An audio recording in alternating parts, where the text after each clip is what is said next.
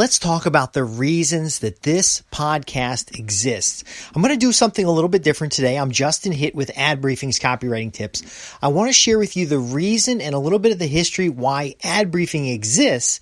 And if you're a marketer, copywriter, or business development professional, why this is the place for you to get the results that you're looking for. First off, I bought Ad Briefing's Copywriting Tips in 2008 from Market Hill Publishing, who owned the estate and the intellectual property of Patrick Quinn. Patrick Quinn is a copywriter who is based in the UK, and he's a copywriter for major brands. He's produced a number of how-to books on how to do copywriting, and I had actually read one of his books and found it very useful. Now, I used copywriting in my computer consultancy business. I use copywriting in my consulting in general business. I've used it to write technical documents. I've used it to sell my services. And I found that words are a magic way to influence others and to get a kind of a syndication of value. Now, I've studied Dan Kennedy. I've studied Bob Bly. I've studied even Renee Graham. I've studied all kinds of copywriters, some of which are historic and some are current. But I knew what it was like to study all this copywriting, to use the copywriting and see the benefits of the copywriting, but really struggle to get copywriting assignments. My first copywriting assignment was about $1,250. It was an assignment to create a brochure. I used all my consulting skills to interview the client. I sat down with them to discover what they were trying to accomplish and asked a bunch of questions and gathered source materials and did research to create a brochure. Now, they never used this brochure, and I believe it was a really good brochure. It was for a nonprofit organization on a fundraising campaign, and it was going to go with a cover letter. They had a couple different cover letters, and the brochure really was about telling the story of their organization and what their organization does. Now, I wrote this brochure. I delivered it. I was excited. They were excited. Again, they never used it, but I still got paid.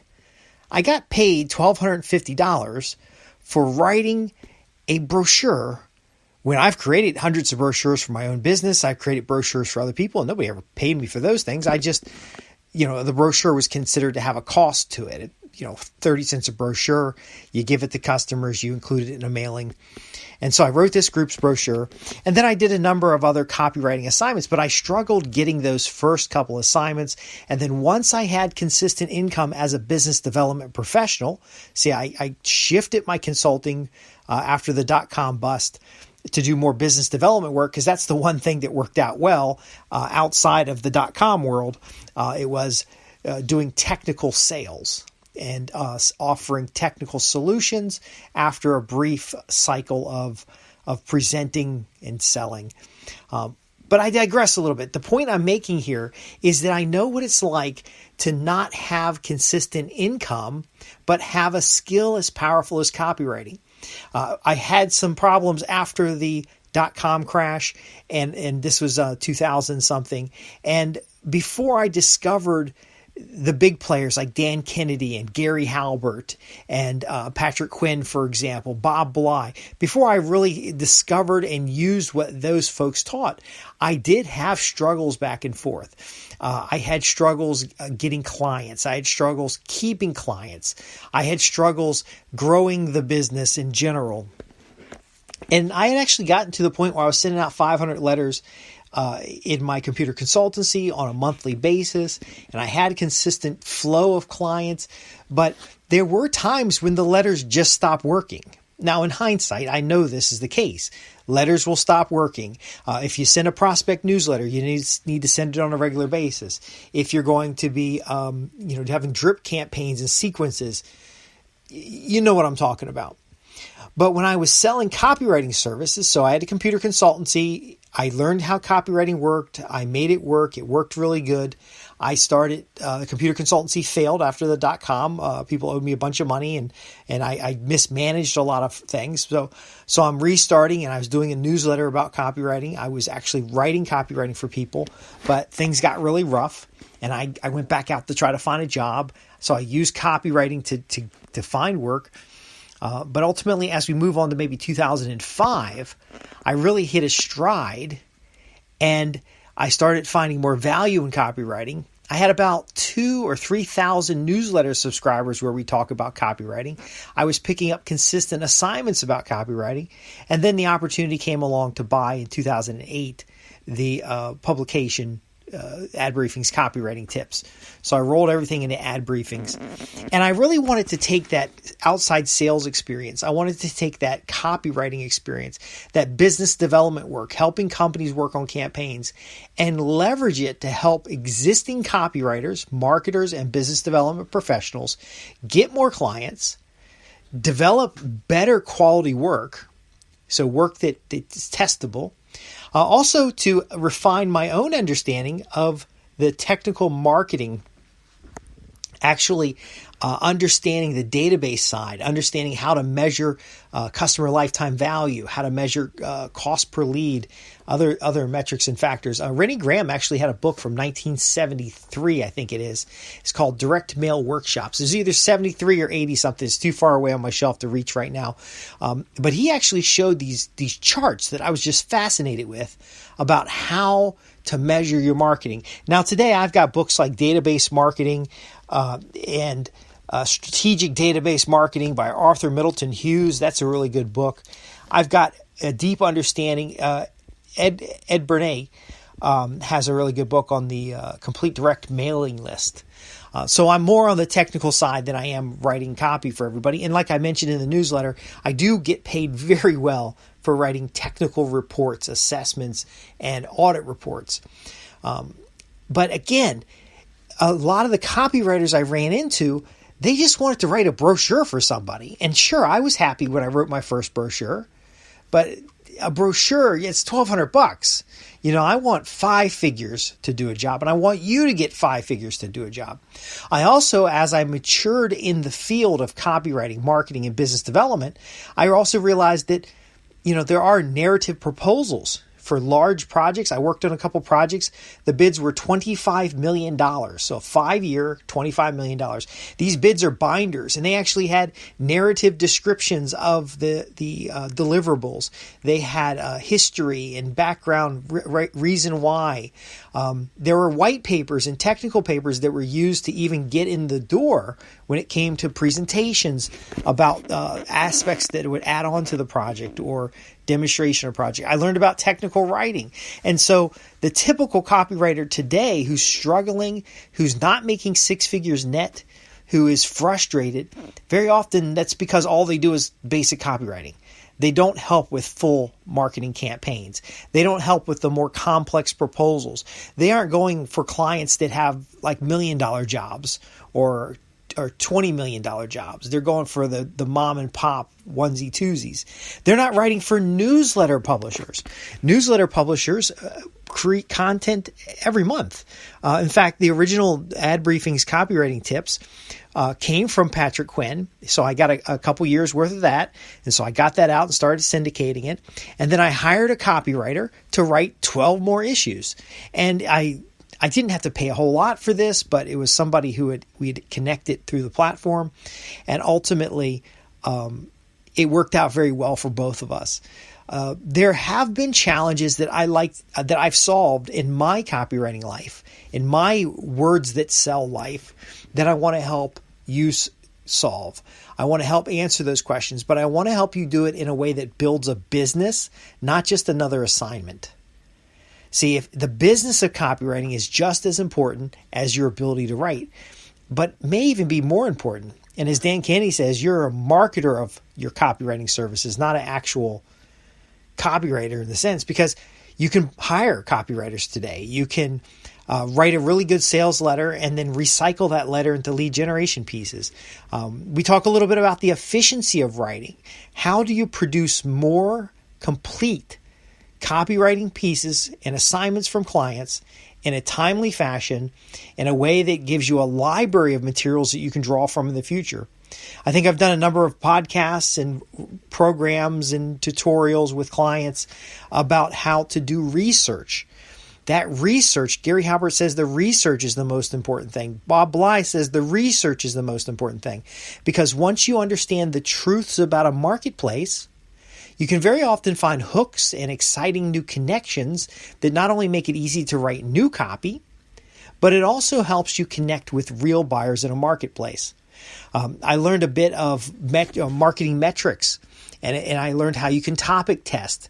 So I took some statistics classes, and you don't have to be a statistics genius in order to know in an A/B split what works best and what doesn't, but you do need to know what is statistically accurate, because A/B testing is really about the most probable outcomes. Which of these campaigns is most likely to generate profit or most likely to produce a customer? So in the Ad Briefings Copywriting Tips newsletter, we do cover a broader scope of copywriting elements. And frankly, because there are so many quality people out there to teach you actual copywriting. I'm looking at my shelf here. I've got Mailbox Millions from Dan Kennedy. I've got Write and Grow Rich from Bob Bly. I've got Direct Marketing Success and How I Made $100,000 in sales. There's an unlimited supply of how to write better copy. Now, we do cover that from time to time, just as a refresher. And there's hundreds of people that can teach you how to sell. I'm seeing Swim with the Sharks is a real good book on using writing to connect. I see The True Believers about the psychology of individuals and how they think and how they're influenced. There's a lot of materials out there that'll teach you how to sell and how to influence people. But there's a big gap, I believe, in the market, because while I was able to generate a lot of income selling copy, I generated even more income being a consultant or developing contracts for other people to service. I think there's a big opportunity for you if you understand the marketing of your business in the sense of how do we develop client base.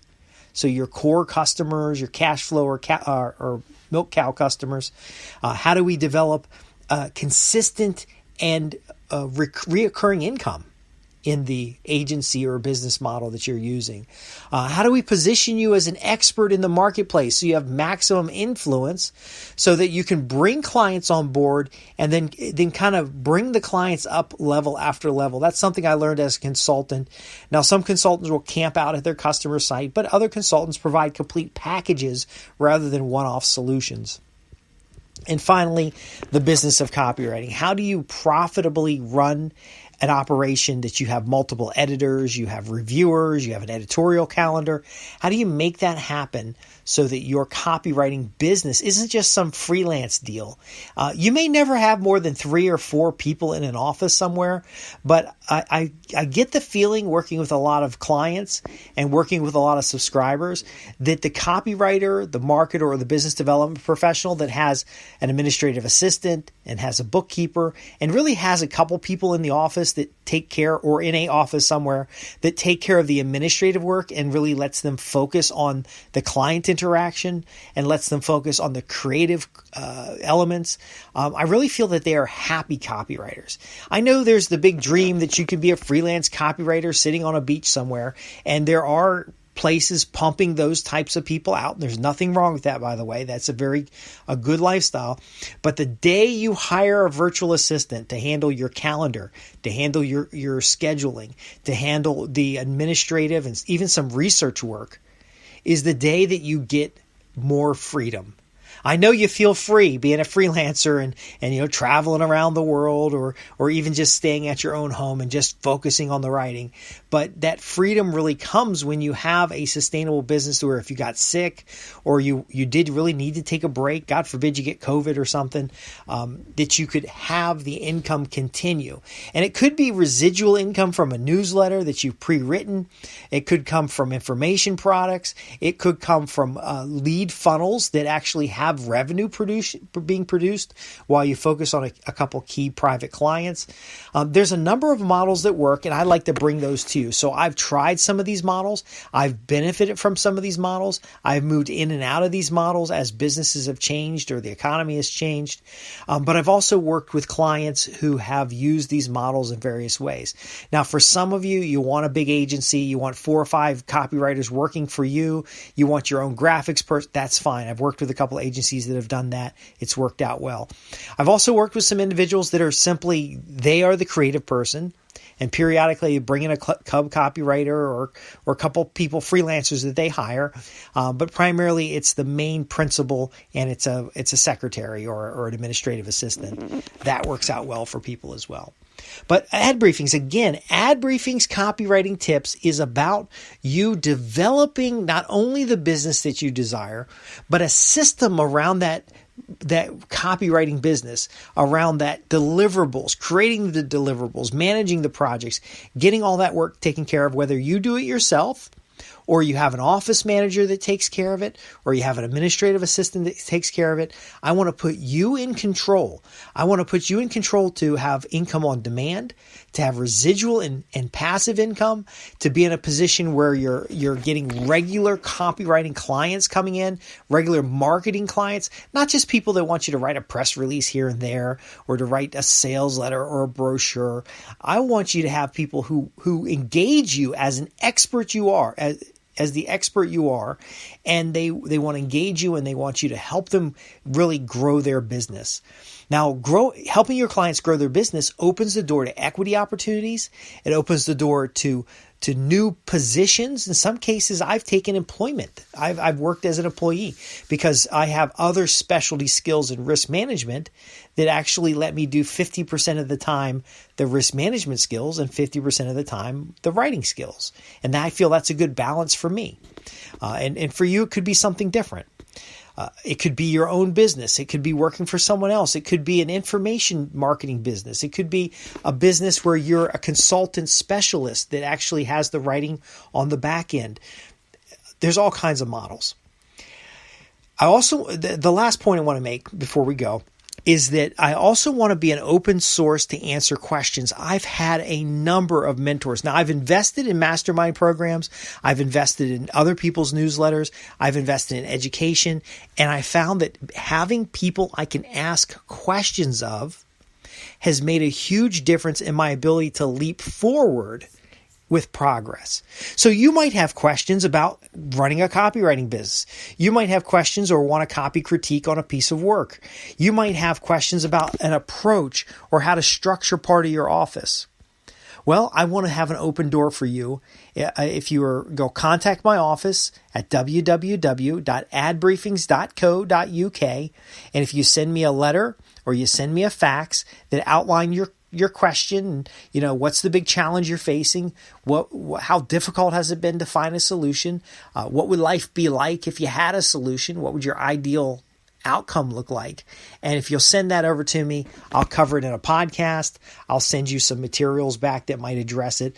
And as a subscriber, as a loyal subscriber to the podcast or the newsletter or the membership side, I'll send that to you at no charge, because it's what I found with copywriting is that I can create the materials once and use it many times. I'll create a nice draft for you. I'll answer your question. I'll invest a little bit of time in you because there's so much potential in this market. I often have subscribers that I'll refer because they specialize in something that a client needs. And I'll often get asked to do things or help out with things because of the areas I specialize in. That's what's great about this market, is that we each bring something unique to the table.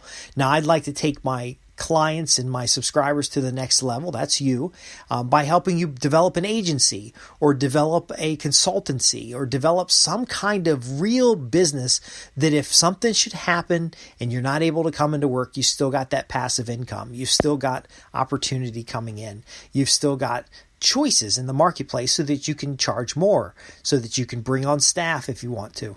It's really up to you. The sky's the limit. I'm Justin Hitt with Ad Briefings Copywriting Tips, and this has really been about connecting you with the value that we have available here and kind of the mission of what we're doing. If you have any questions about this or anything we cover, please visit me at www.adbriefings.co.uk, where we help marketers, copywriters, and business development professionals in the business of copywriting as they develop an agency or they develop their six-figure and better opportunity. Thanks for listening.